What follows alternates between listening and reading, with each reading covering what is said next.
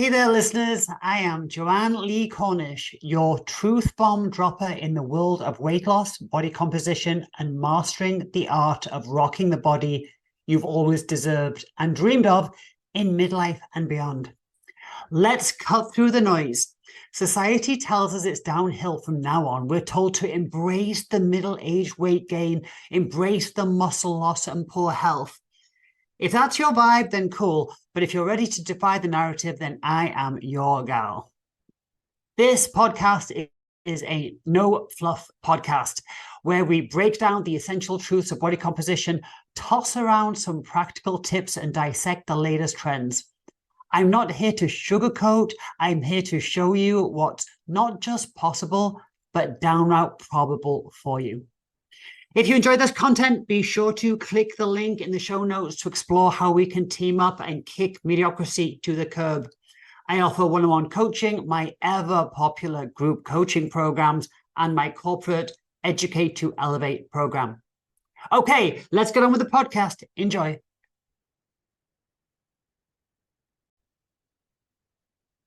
Hello. We are on May the 10th. And today I want to talk about, I'm talking to the ladies again. I'm very aware that I'm doing that. Guys, I am going to come back to you. But ladies, I want to talk to you about injuries that occur in premenopause and postmenopause. And I'm doing that selfishly because I'm dealing with something myself. But I'll talk about that in a moment. So regarding the guys, so I did the podcast on ladies and testosterone. Got a great response. Thank you so much. Glad that was helpful. Guys, I need to talk about you and testosterone. Is there a risk of prostate cancer? Should you be worried about that? What is a normal range? What is an optimal range? Where should you get it from? We're going to talk about what, low testosterone does to a guy's. I can't remember. At this point, I've done so many podcasts, which is awesome, but I can't remember if I've done a podcast on andropause. It's fascinating. So, guys, I am coming back to you. But for today, we're going to talk about something that many women are never told about, and that is injuries in your 40s and 50s that don't come out of nowhere, but often they feel like they do. One day you're fine, the next day you're not. One day your shoulder's good, the next day you can't hook your bra. So what is really happening with this? Hormonal changes for sure. Estrogen plays a role in collagen production, tendon elasticity, and joint lubrication. So as estrogen drops, tissues become less supple, more brittle, and slower to heal. Also, during these years, inflammation rises. This often surprises some of the healthier ladies when they see their inflammation markers go up, and yet they think they're living a pretty clean life. But the body does enter a more inflammatory state. I mean, as we get much older, they actually call the inflammation, they call it inflammaging, they call it inflammation and aging. It is definitely part of the aging process. And, as we get into our 40s and 50s, our body does enter a more inflammatory state. What does this mean for injuries? So micro tears that used to resolve really easily can now spiral into chronic pain, maybe even a full-blown injury. Gosh, that could be going on with me right now. But anyway, there's also postural shifts. So sitting down more, sedentary desk jobs, core deconditioning, also breast changes, breast tissue, a lot more of it. It can shift our center of gravity, putting more strain on the neck, lower back, and glutes, especially in ladies that haven't focused on resistance training. And if you haven't, that's a really, really good reason to start. So the hidden culprits here are weak glutes, tight hip flexors, that's the area at the front of your hip, and that's going to combine itself to equal lower back pain. You've got weak glutes at the back of your hip, you've got tight hip flexors at the front of your hips, and the back takes the burden. There is shoulder instability. That when your shoulders are not stable, that can lead to bicep tendon overload. And I see that a lot with the ladies. They think it's their shoulder. It's actually the bicep tendon right at the top of the bicep. And also poor thoracic mobility. And this increases the risk of frozen shoulder. Poor thoracic, this is like, think about my shoulder blade area at the back.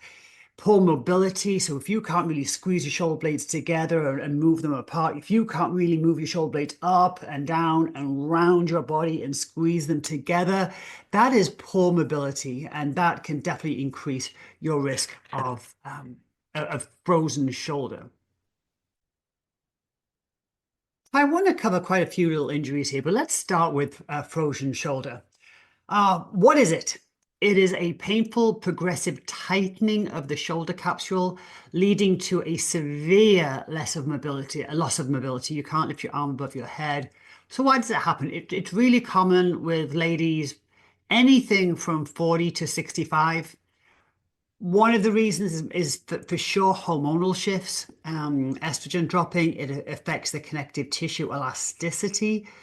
It's often triggered by inactivity, small injuries that you kind of overprotect, or post-surgery, like a shoulder surgery, something like that. But yeah, the little injuries, you get a little niggle, and you just kind of protect that area and not move it, not try and fix it. And that level of inactivity can definitely trigger a frozen shoulder. How would you recognize it? So stiffness or pain in one shoulder, especially reaching overhead or behind your back.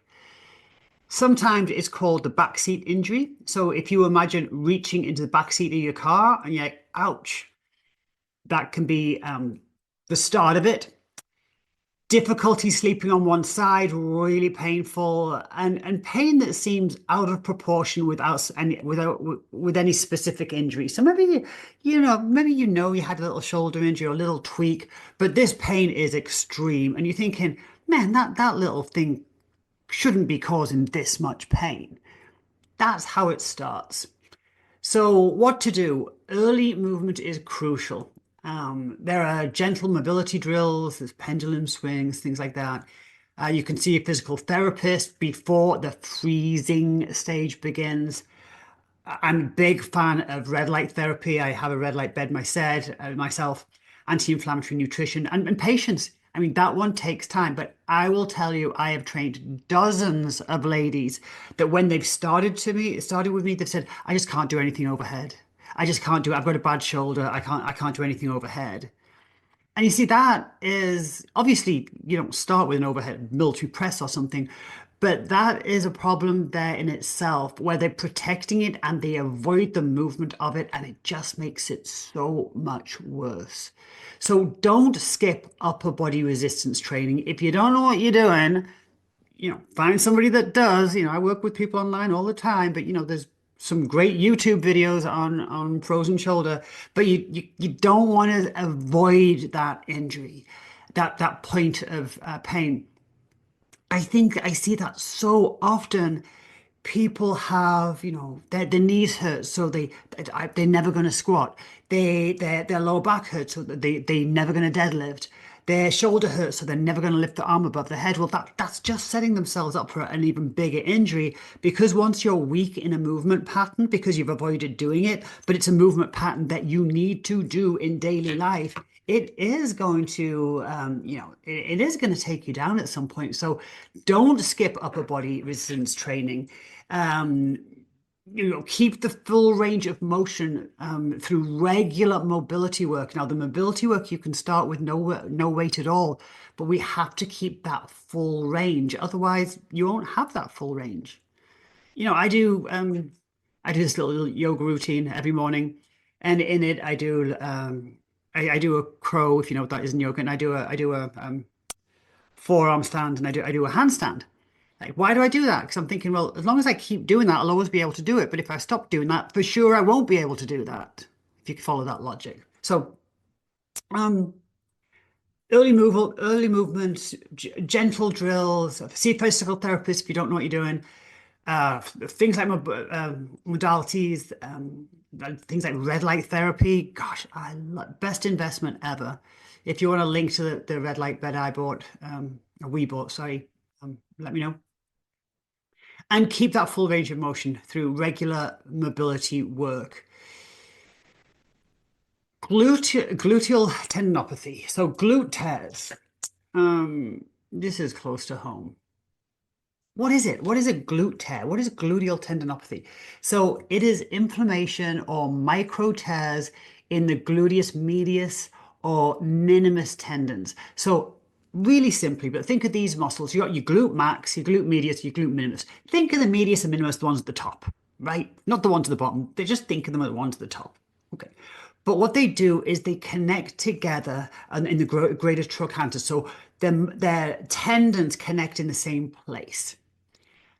And then you get inflammation or micro tears in these tendons. And you're going to feel that right on your hip bone or right behind your hip bone, not quite on the bone, but right behind. Why does it happen? Weak glutes from prolonged sitting or poor training. I cannot tell you how many people I see training glute and not actually hitting them at all because their pelvis is in the wrong place. Estrogen decline, there's absolutely less tendon resilience there.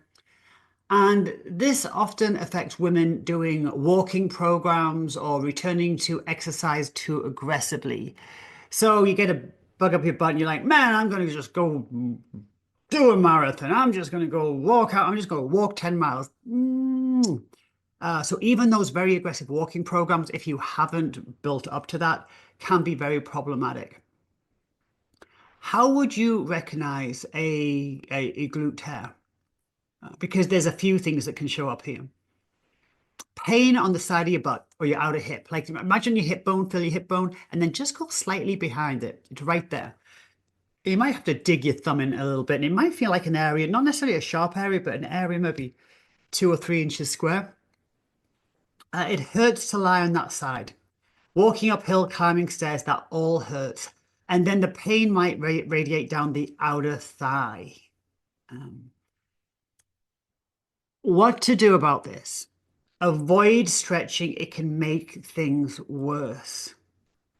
Start with isometric glute holds like, wall push out bridges, just like glute bridges. Start with things like that body weight stuff. And seek professional help for a proper loading protocol. Dry needling if it becomes chronic. The prevention from getting that is glute strength, lateral banded walks, clamshells, hip thrusts, all that good stuff. Avoid long periods of sitting without breaks. And if it's walking that's doing it, then look at your shoes. You've got to wear super supportive shoes for walking. There's a lot of great brands. My favorite forever has been Mizuno when it comes to anything with the impact. But let me just recap a little bit on this, right? Because this is what I'm dealing with at the moment. And I'm going to totally turn this podcast to be around about me. But here I'm talking about glute tears. Okay. Now, what else can happen there? Bursitis can happen there. There is a bursa, like a fluid filled sac that's a little cushion on your hip that can get very inflamed. There's also the piriformis muscle, which is it's about 2 inches long. It's deep in your butt, and it's the muscle that's it complements your quad, so it complements a stepping motion. So a step or a lunge, it complements that. Now, piriformis strain is very common, so there is that. And then, of course, you can get hip pain because of L4, L5 actually in it can be a disc issue.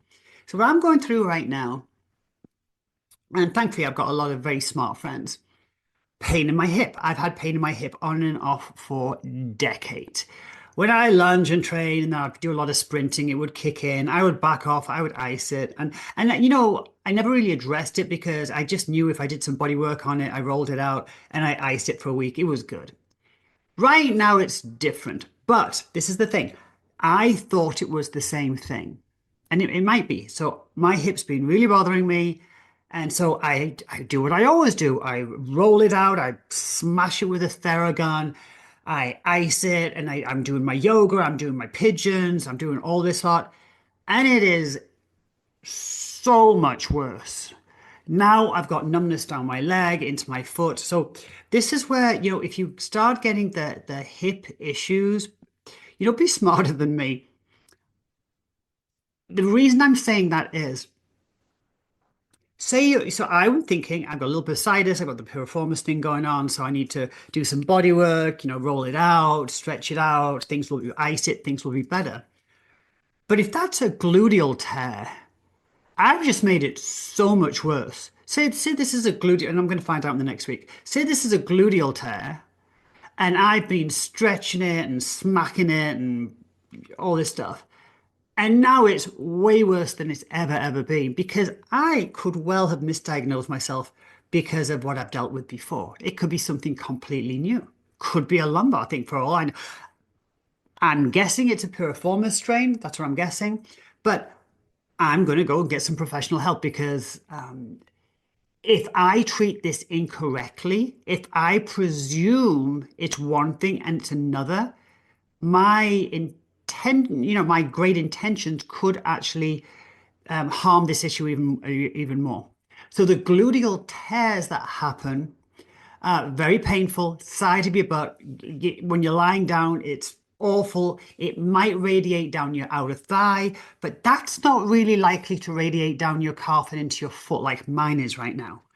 I thought I was dealing with like something like this, and now my leg's numb, and I think I probably created that myself. But the glute tears, the piriformis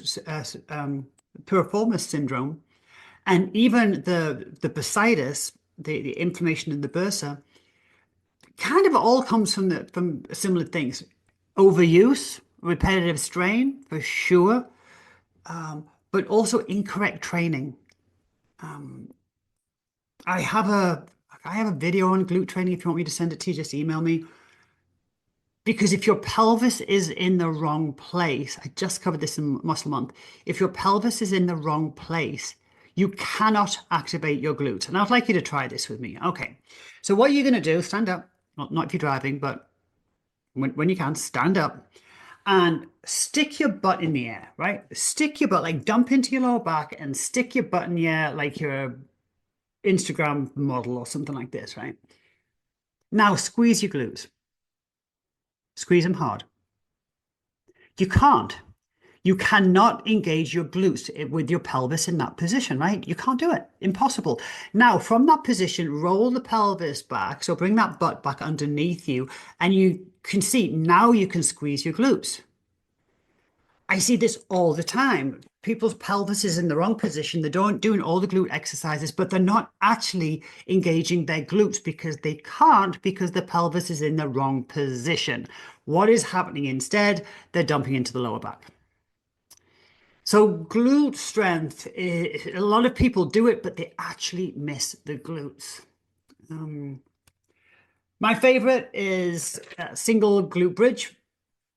I know a lot of people put hundreds of pounds on their hips and do hip thrusts like that. I never even use weight. I do singles. They're awesome. They might just surprise you. So that's the gluteal tears, but it can also be bursitis. Remembering that most ladies have a Q angle, meaning that the width of their hip to the width of their knees is very different. So that can aggravate the bursa of the hip. The glute tears, absolutely. The piriformis, especially if you're really active, that can kick in. And when that grabs, that can cause sciatic pain. And then, if in my case it's a lumbar issue, then I guess I'll find out next week, but I doubt it. What else can show up with ladies later on? Plantar fasciitis. So plantar fasciitis, sorry. Inflammation of the fascia going along the soles of your feet or of a foot. What a blessing that I've never dealt with this. Oh my gosh. I see people suffer so badly with this. Why does it happen? Loss of foot muscle tone. Again, inactivity. Glute calf imbalance. We'll get to that in a minute. Weak arches and tight ankles from years of shoes with heels or shoes with no support whatsoever. How would you recognize it? Oh my gosh, you would know. Sharp heel pain, especially in the morning when you first get out of bed. The pain eases as you get moving, but worsens after long periods of standing. It feels like a pulling or a tearing sensation in the arch of your heel. Let's talk a little bit about that glute calf imbalance. So I also see a lot of this when people are training their lower bodies. And what happens is the calves and the quads take all the strain when the person's trying to engage their glutes. So again, if you want to stand up and do this, if you want to do a lunge position where your knee is, so you lunge, so step backwards, okay? And let your knee travel way over your foot so the front heel lifts up. And imagine that's your lunge. You can see from that position, the calf is overstretched, the knee has traveled forward, so it's very quad dominant. But you're trying to do a lunge for your glutes. Well, your glutes aren't really doing much. Your calves and your quads are doing all the work. And that's simply because your foot's in the wrong place. I see it all the time with traveling lunges when people don't want to take a big enough step forward. And I see it nearly every time when people that haven't been trained correctly, they do a reverse lunge, they step backwards, but they don't step far enough backwards, and that knee shifts forward, the heel lifts up, and you can imagine the calf and the quad is getting all the problem, is getting all the stress, and the glute's not really doing a whole lot. That can show up as pain in the sole of your foot, this glute calf imbalance. And that's simply your foot's in the wrong place when you're training your glutes. Oh, what else? What else about? Oh, tight ankles. Another thing I see, tight ankles. If you stand and your ankles are turned out, so your shins and your knees are pointing forward, but your ankles are turned out, that could well be because your ankles are simply too tight. So what's happening there is your feet are moving laterally to give your ankles space. Because if your feet were pointing forward, and if you, gosh, it's hard to describe on a podcast, but with your feet forward, if you squat down, if you haven't got that ankle mobility, your heel is just going to come up. You're not going to be able to do it. So what happens with people with super tight ankles is the feet know that, well, if they splay themselves laterally, so if they go wide, then if the person bends their knees, they have room. They can actually lower the body. See that a lot in ladies, that they've got wider hips, knees pointing forward, shins are straight, feet are pointing outwards. This is one of the reasons is very tight ankles. And again, can lead to pain in the sole of your foot. What can you do about this? Calf and plantar fascia release, rolling massage. I used to have, Kevin threw it away. I couldn't believe it. I had one of those rock rugs. Have you ever seen those rock rugs? It's it's actually called, what is it called? It's called darn it, what's it called? It's called look it up on Amazon, but it's basically a rock rug. So it's like a little rug, little piece of carpet, little like probably 8x2 or something like that. And it's got all different sized rocks on it, and you walk on it, right? That's awesome. So I had one of these back in the day when I first met Kevin. And one day I come home and he's gone. I'm like, where's my rock rug? He's like, I threw it away. It was ugly. I'm like, I use that thing every night. I used to walk on that thing every night. He threw it away. 14 years later, I still haven't replaced it. Definitely have to get that. So what can you do? You can get calf plantar fascia release, rolling massage. You can get some mobility in your feet by using things like these rock rugs, or just even, or a massage ball or something like that into the sole of your feet. You've got to strengthen your feet. Sorry, strengthen your glute and foot muscles. So this is where training barefoot, if you're in a clean gym, that's kind of nice. Like walking outside in bare feet, you're gripping things with your feet and strengthening your glutes. Now, again, this could be the case that you think you've been training your glutes, but you actually haven't. If you don't know what I'm talking about right now, email me and I will send you the video I have on pelvic placement. Also supportive shoes. That's a given, right? So train barefoot, or Vibram, those shoes, those funny shoes. Mobilize the ankles and strengthen the calves and glutes in tandem. Mobilize the ankles. You can do yoga stretches on that. You can do them off the step, but don't just go up and down. Get laterally, do circles, really trying to mobilize those ankles. If you just do that for a few minutes a day for a couple of weeks, you're going to notice a huge difference. Um, and stretch the calves, stretch them daily. Use toe spacers if you want. But stretch those calves daily. It doesn't take very long because you do those few simple things and that can save you a lot of pain because plantar fasciitis is painful. What else happens? And saying this can happen to anybody, but it definitely shows up in ladies, after the age of say 40, even maybe younger than that. What about sacroiliac joint? Oh, so SI joint dysfunction. So the misalignment or instability of the sacroiliac joint, which is between if you think about where the spine ends and the pelvis begins, how would you know that that was happening? Pain in the lower back or butt, and it worsens when you stand on one leg. It feels like your pelvis is jammed or your hips are twisted, and it can even mimic sciatica. Um, why it happens? With age, it happens because of the ligament laxity, because of the hormonal shifts. It can also happen because of a weak core and the pelvic stabilizers. So you've got your abs, your hip flexor, you've got your hamstrings, your glutes, your lower back. You've got all that going on. Um, so being weak with these core and pelvic stabilizers. Oh, oh my gosh, yes, women with a history of hypermobility and also women with a history of multiple pregnancies are at a higher risk. Hypermobility, that might just be what you are. Like some people are hypermobile, but there's also people that have done really aggressive yoga for years and years, and it shows up there as well. Um, At first, what can you do if this is showing up? So if you've got pain in your lower back or butt, standing on one leg's a real problem. You feel like you're just jammed, like you can't move equally on each side, and maybe you even have some pain down your leg. So what can you do about that? So for the temporarily avoid asymmetrical movements. So avoid the lunges, avoid the Bulgarian lunges, avoid the side lunges.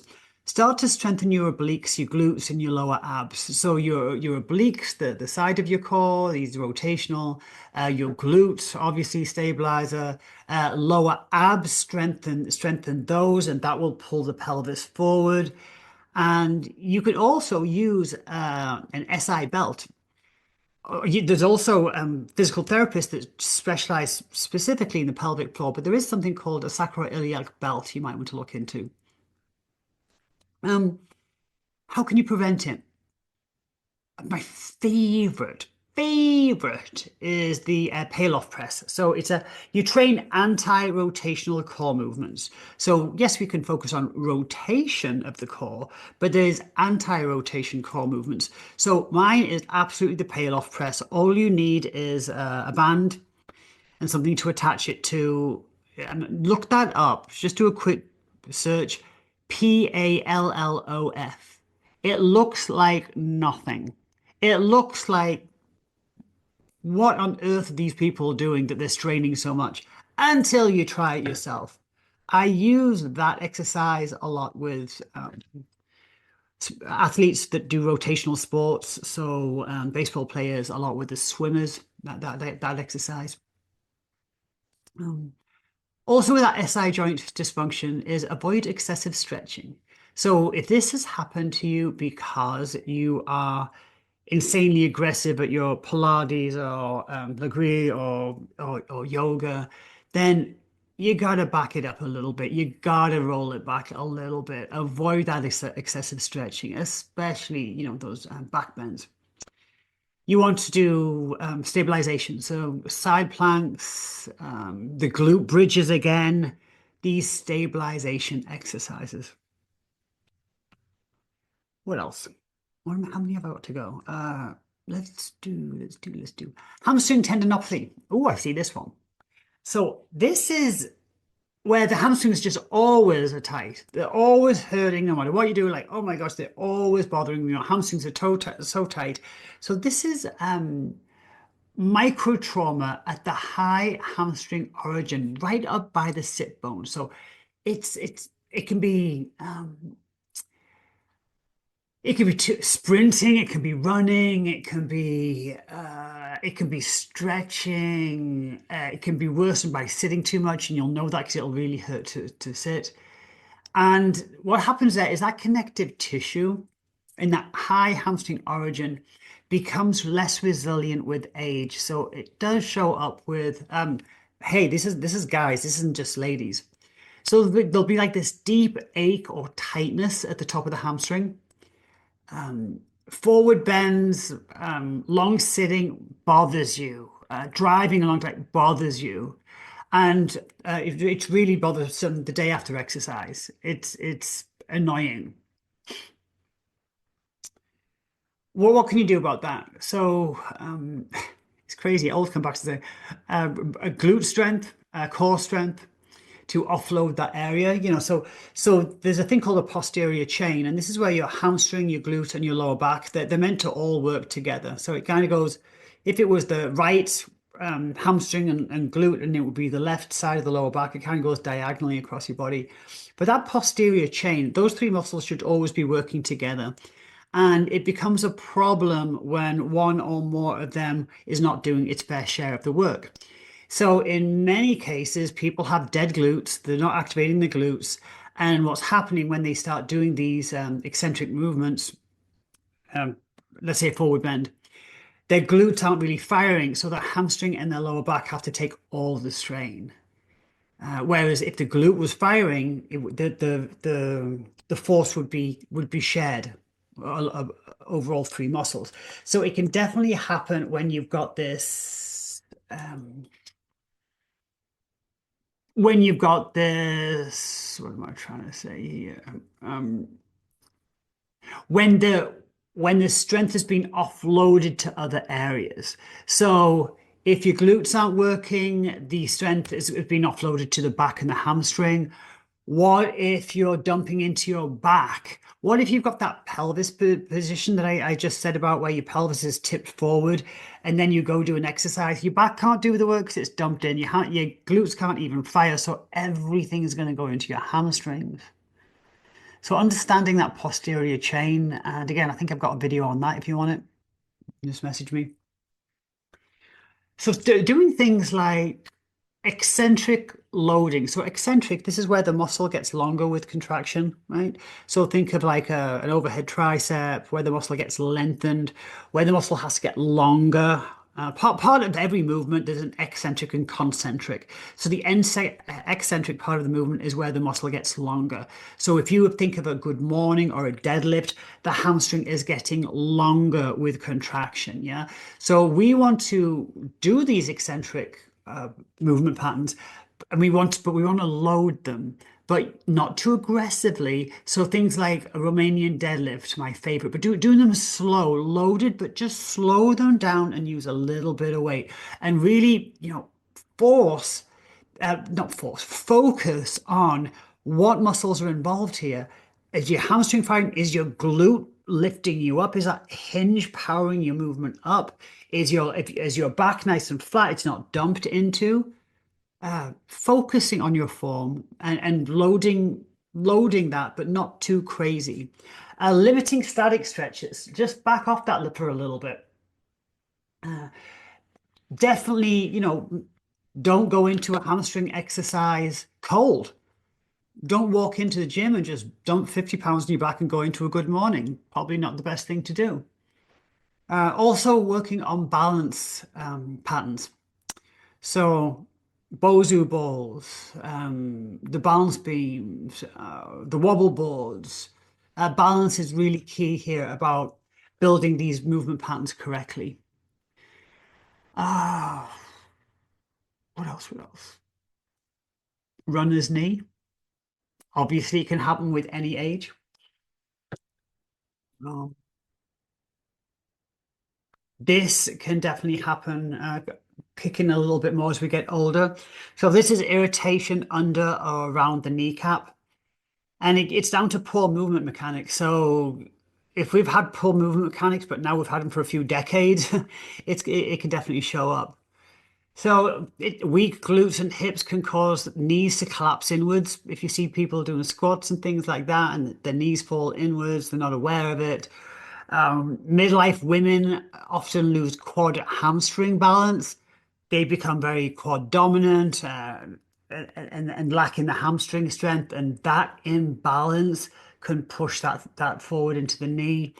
And menopause generally can lead to a lot of joint instability. So stability training and balance training really is, our best friend. That knee pain, you'll recognize it. You'll have an aching or burning under the kneecap, climbing stairs, or after sitting. Maybe you went to the movies or something, and you were sitting there for a while, or you're in a airplane seat for a while, and it just hurts. And it just feels like it's clicking, or the knee's just not tracking right. Um, what to do about that? Well, definitely avoid deep knee flexion, bending of the knee until pain resolves. Don't, no ass to the grass squats until you figure it out. Work on your ankle and hip mobility. So hip circles, the ankle work I spoke about, that can really help.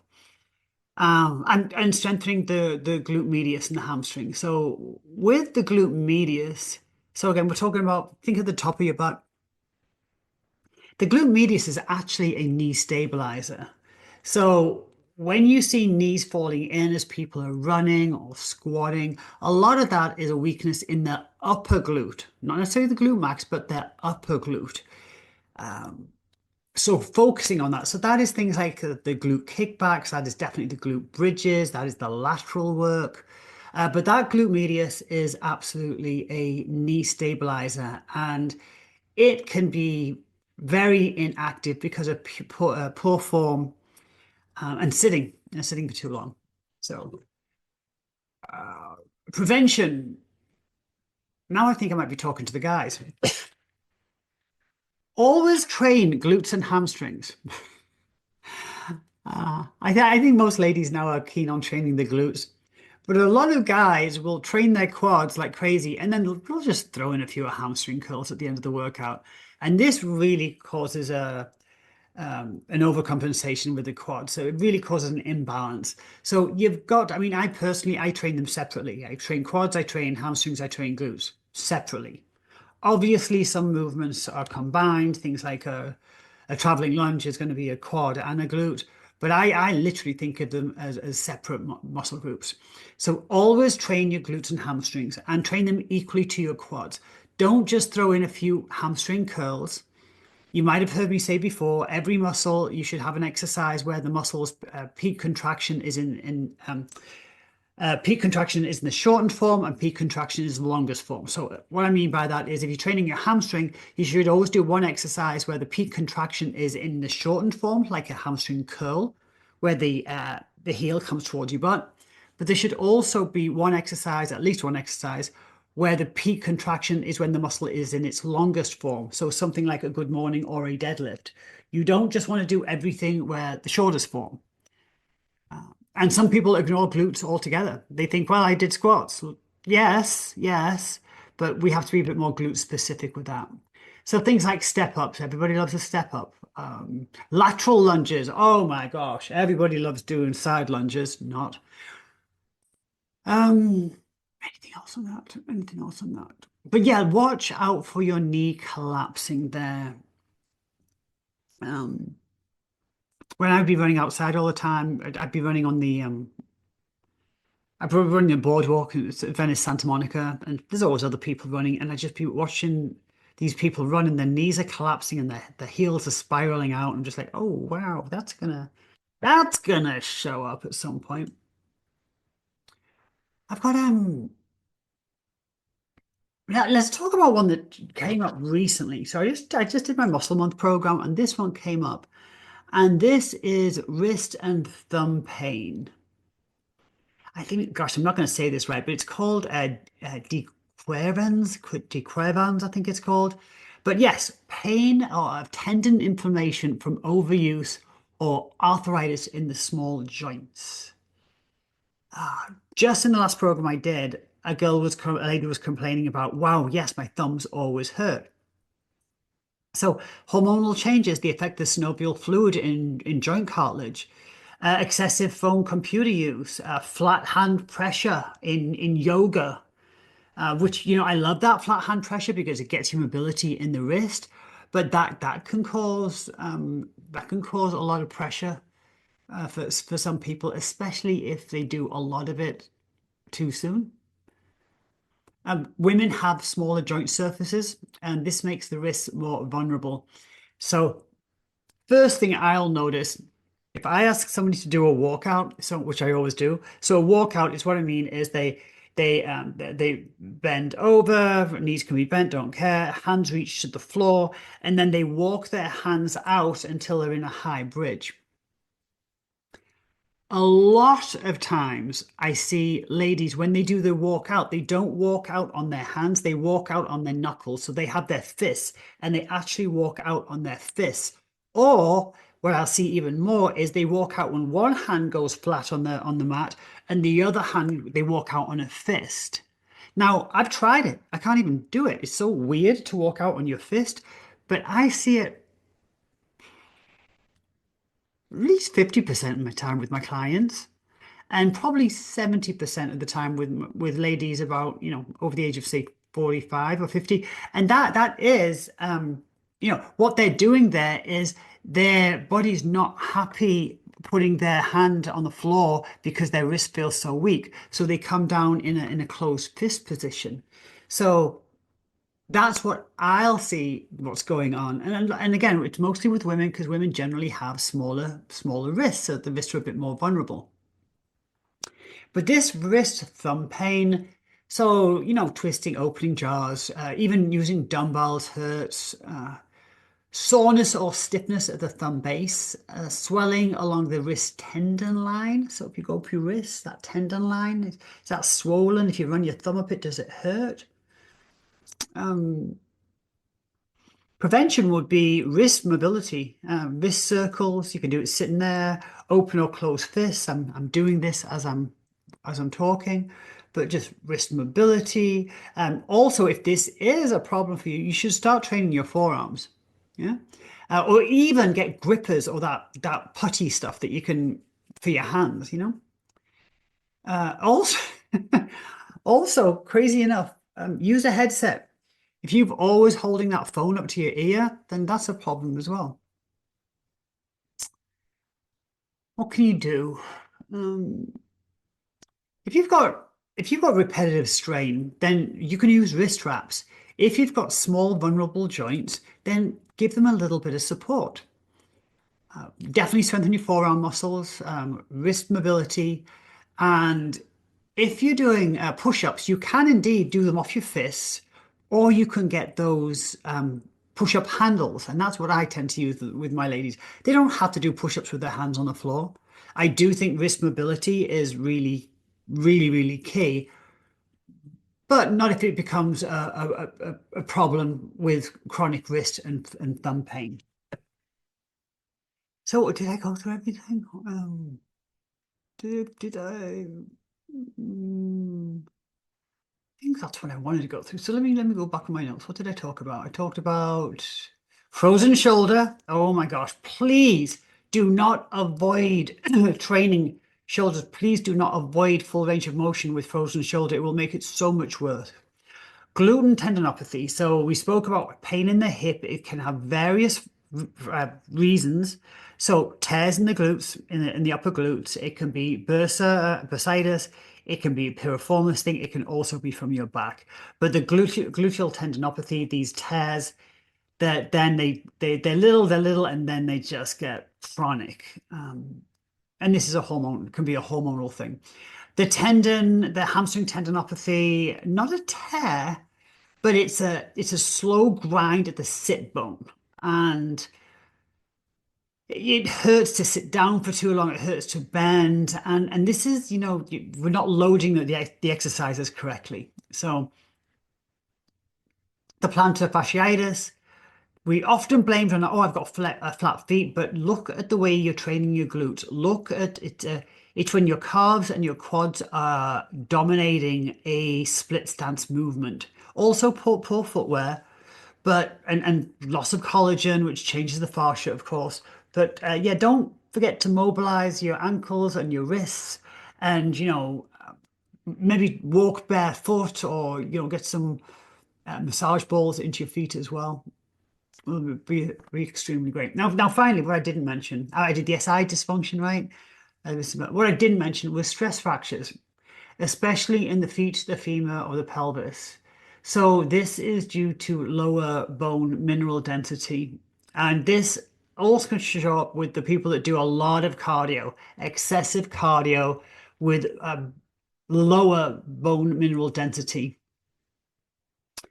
Especially risky if people are doing really long fasts, if they're restricting calories, if they're doing lots of cardio with minimal strength work, then stress fractures can definitely show up with age. Now, we all know that resistance training helps build bones. Uh, but what's even more important, and I think things that we do less of as we get older, is impact training.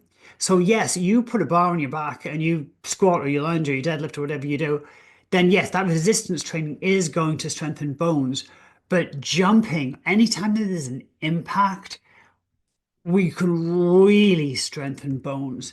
So that can be mini jumps, little air jumps. It can be, you can also do it with your upper body as long as your wrists are okay. But any type of plyometric, it doesn't have to be aggressive, but anything where you've got an impact, anything where you're landing will really help with bone density. Doesn't have to be aggressive. So yes, injuries can appear out of nowhere, seemingly, and they can definitely be age related. For one, we've just been on the planet, been around the sun quite a few times, and repetitive strain and also repetitive poor form. Yeah. But the hormonal change, the loss of collagen, the resilience of the tendons also shows up, which just makes training form even more important, and also spending time on the little stuff, spending more time on the details, things like wrist circles, like ankle circles, doing those glute bridges, doing a bit of balance work, doing some mini jumps. All that stuff will help prevent these injuries that can just plague us as we get older.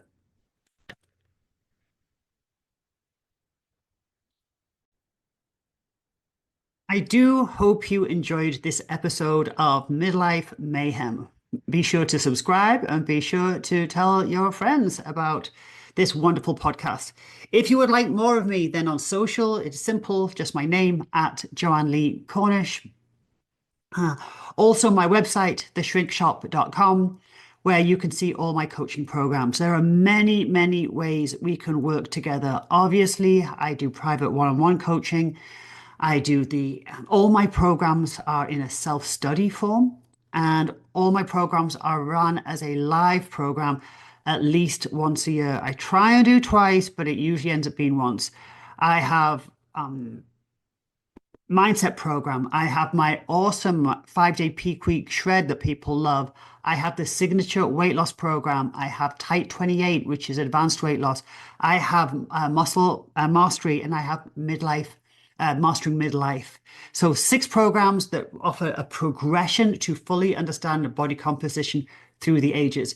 If you have questions, if you're kind of wondering how I can help you, then simply shoot me an email at jo@theshrinkshop.com. Tell me what's going on, and I'll get back to you and let you know the way I can help. Okay, that's it for now.